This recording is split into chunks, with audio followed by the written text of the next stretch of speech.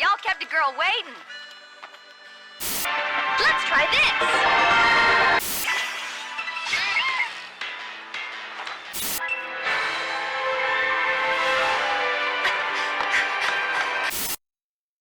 To all of my children in whom life flows abundant. When it comes to MMOs, your dungeons are something you really want to get right. They aren't everything, but you do want your player base to run them multiple times, so it helps that the dungeon itself is quality. Hello there, I'm the Princess Chaser, and this is my ranking of the Realm Reborn dungeons in Final Fantasy XIV. In this 3-part video series, I'll be going over my personal ranking of the dungeons in the mega rebirth of the Terra Flame Fire of a game that was Final Fantasy XIV, aka A Realm Reborn. At our good waifu Minfilia's behest, let's get this show on the road before Ishtola sasses us. Now, spoilers are off the bat here. Since this was the last big hurrah to try and save a floundering project, they threw all kinds of ideas into this game. Thanks to this, A Realm Reborn from 2.0 up to 2.5 obviously has the most dungeons of the bunch, 31 to be exact, hence why this will be a series. Don't want the runtime to go too high. Also, I'll be combining the 2 MSQ dungeons, aka the dungeons at the end of 2.0, into one entry. You'll see why. Finally, this is all clearly just my opinion, and not only values the quality of the content for the level, but also enjoyment of replayability and the theme of the dungeon itself. Let's strap on our adventuring boots and go warrior up some light, eh? Number 30. Castro Meridianum and Praetorium. In what comes as a surprise to next to no one, the 2 Meme Lord dungeons are the first to make their appearance. These dungeons are beyond dull thanks to the armada of unskippable cutscenes thrown at your face.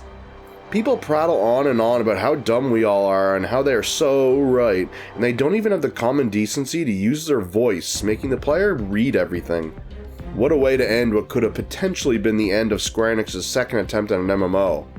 Even without the unskippable cutscenes, the dungeons are nothing special, though I do like the attempt at something different. In fact, if the cutscenes were handled like any other dungeon in the game, or story dungeons later, they might actually be okay dungeons.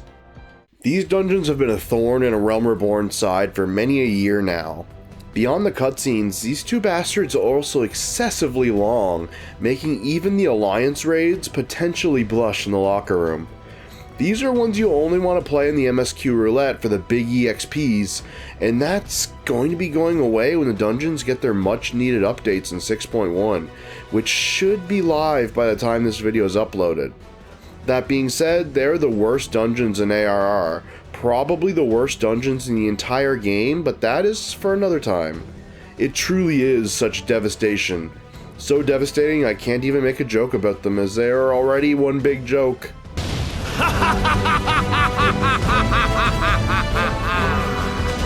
Such devastation! This was not my intention! Number 29.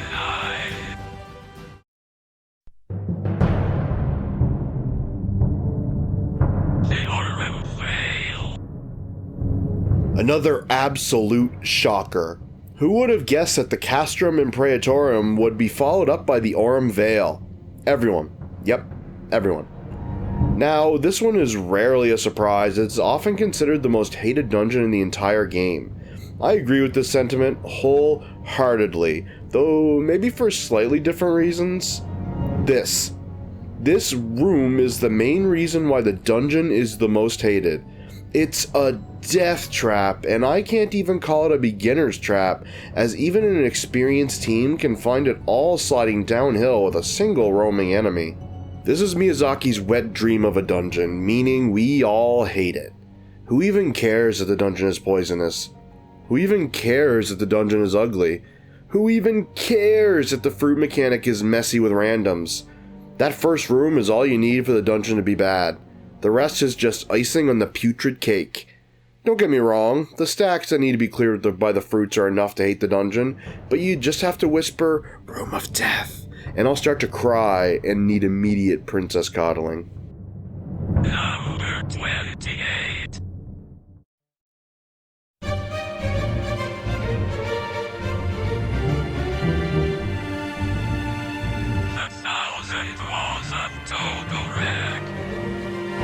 So I'm not even sure how people feel about this one, but this is a personal hatred of mine. I think the dungeon looks nice and all, but that last leaden part, man, screw that part. It's so tedious and slows the dungeon to a crawl, all the best to fit the creepy bug theme, I suppose. On top of the goopy soup, the photo cells are a nice touch, as I always like it when dungeons have objectives like this, but it's so easy to miss one, and then you have to spend all day lumbering backwards through the dungeon to find the one you missed. Add 2 boring mid-bosses and no AoEs for the majority of the classes, and you have a big suck. Which is a shame. I like how the dungeon looks. Could use a good cleaning, however. Killing monsters is something Ukushi can handle. Killing Imperials is something Ukushi can handle. Cleaning up after bugoids? Not even Ukushi's maid uniform can handle that. Number 27. The Stone Vigil. Hard. The only thing hard about this place is my wishing to abandon whenever a roulette gives me this. I felt actual dread having to record this footage. I hate this dungeon that much. Don't get me wrong, I'm as dragon sexual as the rest of us, but this one just doesn't do it for me. I don't know, one minute me and the party are respectfully lusting after the dragons, and the next she, or he, enters the room and makes things so awkward. You know who I'm referring to, Kukafera. Lord, is this fight agonizing. You either wipe from AoEs being missed or soldiers dying. It just blows hard. I mean, the dungeon looks nice and all that, as it was a unique theme before Heavensward, but I don't think 4 amateur adventurers shooting a big turtle with their little cannons for an entire fight is that fun. Now, if it were a dragon... Number 26. Zamel Darkhold. Man, how's Zamel were a bunch of edgelords to have something called a Darkhold? On topic for a minute, this dungeon is about Voidsent, and Voidsent are usually cool. Usually. This dungeon is incredibly boring and is only really notable because of the bitch all-seeing eye that wants your attention, asking for your eyes on me, but then hurts you like a proper tsundere, but in reverse. Dere-sun? I don't know.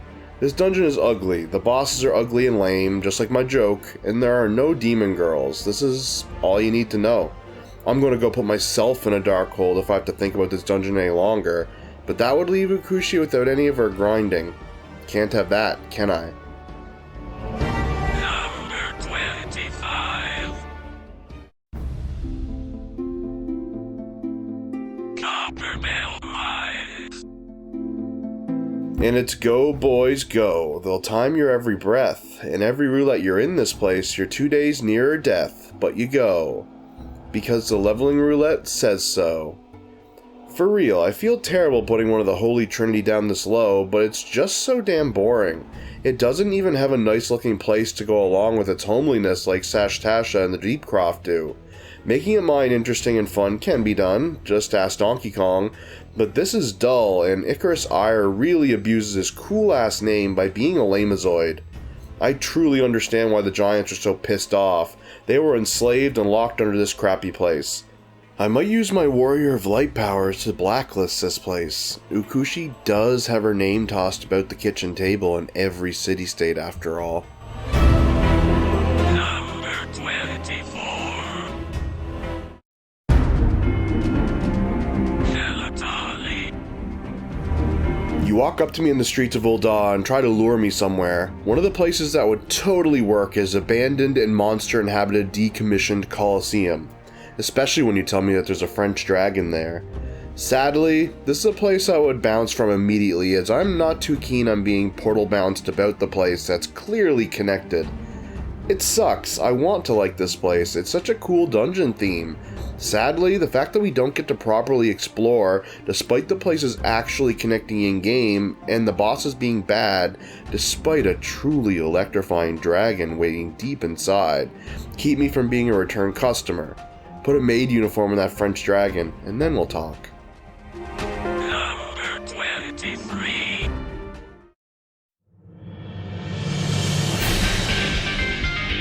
Copperbell Mines. I gotta go back to this hellhole? What? It's slightly better this time? I don't believe you for a second. Look at that bridge. Is it on fire? Bruh, I don't do fire, and is that Spriggan wearing a mech suit of rocks? Oh, Heidelin, what's under the sand? Can I give it a name? Yep, we're back here again already, which isn't a good sign. To be fair, this dungeon is better than the first, but the bosses are just as bad, if not slightly worse than the first. At least we don't have to fight a room anymore, just have to fight a burning bridge instead. This one doesn't remix the boring place enough visually either, making it super forgettable. Seriously, I need to be reminded that this is a thing. Copperbell Mines hard. More like Copperbell Mines hard to remember it's in the game. Number 22. Helatali hard. Okay, you lured me in here once already, yet you somehow got me coming back a second time. I see the French dragon quip. Not really a fan of the new staff, but the place is coming along nicely. Sadly, while it is cool to see the place in working order again, the dungeon is still incredibly fragmented. I get that's done here because it would be tedious to wander about the place, going back and forth a million times, but it would feel a lot more natural. In fact, it's even less so here as you just talk to a dude and he warps you back to the hub area. Unfortunately for my big dumb brain, this is a dungeon it tends to leave out of meetings, 2 in a row this time. Other than that, the dungeon itself is better with harder bosses, but I miss my French dragon. She always did give me just the jolt of energy I needed. Number 21. Brave non-stop hard. You know, it's embarrassing when you forget your second day with Ayater. I know it's a toxic relationship when you notice, hey, wait a minute, Brayflox's Longstop is all burned down. Oops, looks like you queued up for Brayflox's Longstop hard. Joke's on you, Ayater is probably going to dump you anyway. All this to say, I also forget this one exists. Come on, it's been a while since my Realm Reborn days, you can't expect me to remember all the hard modes. Especially after they stopped doing them for the most part. Despite that, this one is pretty decent, the only one I'd call good on the list so far. The only real complaint I have is with the final boss, but the dungeon itself is actually a large remix of the original, which is what a hard dungeon should be, and the encounters themselves are fun enough. Not a fan of burning down nature though, so not a favorite of mine. And there we have the first part of the ranking. The 10 worst, or my 10 least favorite, A Realm Reborn dungeons. I only think the former 3 of my choices are bad dungeons, but most of them are not great. As mentioned, I think Brayflox Hard is the only good dungeon on this particular list. Of course, this is just the beginning. I said at the top of the video that I'd be ranking them all, and the numbers given in this video reinforce that, so be on the lookout for those, as they'll be here soon. That being said, what do you think of my choices so far? How far off my rocker am I, or do you think I've got the right feel of things? Give this Warrior of Light your adventuring tips in the comments below. The dungeons only get more interesting from here on out, though there are some left over that aren't quite interesting that I happen to like, so stay tuned. If you enjoyed this video, why not leave a like and subscribe? It could help the channel grow, and that way you'll get informed if I upload another video that you might be interested in. I do reviews and I'm looking to get more into Let's Playing, so why not check out what I have up already? Regardless, I hope you got something out of this video, and I truly hope you'll check back in for part 2 and part 3 when they're live. Until then, this Warrior of Light has some princesses to chase. And dragons to date, I guess? Am I outing myself here? Who knows at this point. Until next time.